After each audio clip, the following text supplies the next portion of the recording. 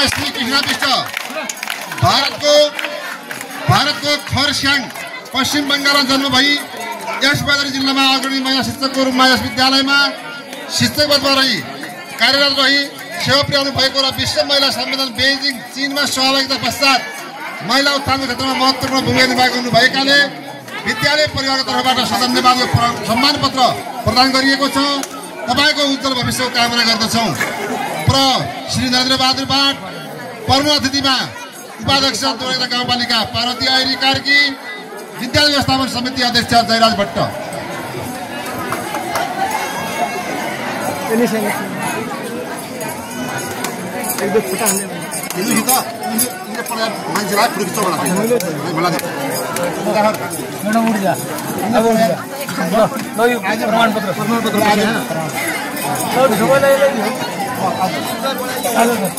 यसो भेकामा यसो ताम्रे चार्ज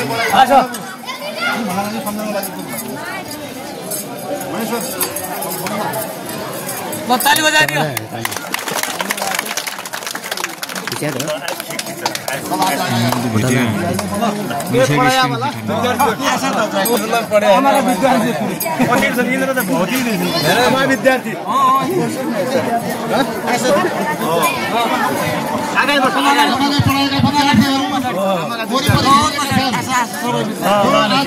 आज विद्यालयमा पढाएका छन् उनीहरूलाई पढाउने गुरुआमा वयोवृद्ध आमा आमाका आमा गुरुका गुरु महागुरु आज हामीले यहाँ प्राप्त गरेका छौँ। उहाँसँग सामी फोटोको सेसन भइराखेको छ। उहाँको भावी सुस्वास्थ्य दीर्घायुको कामना गर्न चाहन्छौँ विद्यालय परिवार।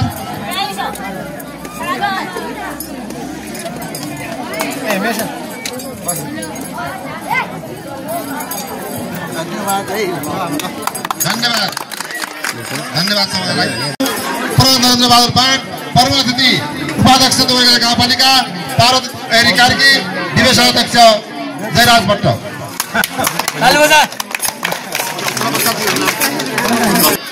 श्री नरेन्द्र प्रसाद भट्टजीको बरमपुर निवासी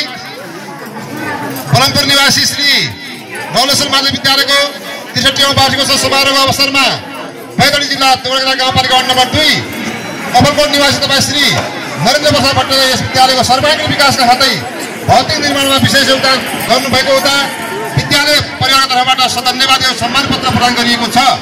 तपाईँको उज्जवल भविष्यको कामना गर्दछौँ। नरेन्द्र बहादुर पाठ प्रमुख अतिथिमा उपाध्यक्ष दोलखा गाउँपालिका पार्वती आइरी कार्की, दिवस अध्यक्ष जयराज भट्ट। त्यस्तै गरी सम्मान पत्र रहेको छ श्री राजेन्द्र बहादुर महाराजज्यूलाई। श्री नौलेश्वर माध्यमिक विद्यालयको 63औं वार्षिकोत्सव समारोहमा तपाईँ श्री राजेन्द्र बहादुर महाराजले यस विद्यालयमा विद्यारम्भ गर्नुभई नेपाली सेनाको पाइलट उपसेनानी पदमा कार्यरत रहनु भएको र यस विद्यालयलाई आफ्नो जन्मस्थानको नामलाई गौरवान्वित बनाउनु भएकोमा सम्पूर्ण गाउँवासी तथा विद्यालय परिवारबाट हार्दिक बधाईका साथ धन्यवाद एवं सम्मान पत्र प्रदान गरिएको छ। तपाईँको उज्जवल भविष्यको कामना गर्दछौँ। नरेन्द्र बहादुर पाठ प्रमुख अतिथिमा उपाध्यक्ष दोलखा गाउँपालिका पार्वती आइरी कार्की, दिवस अध्यक्ष जयराज भट्ट।